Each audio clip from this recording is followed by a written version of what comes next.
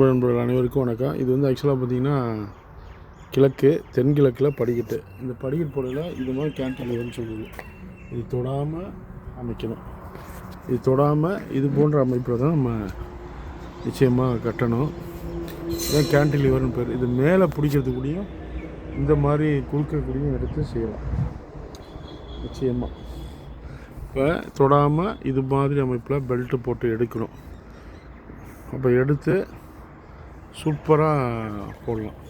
இதையும் போட்டுருக்காங்க பாருங்கள் அட்டகாசமாக.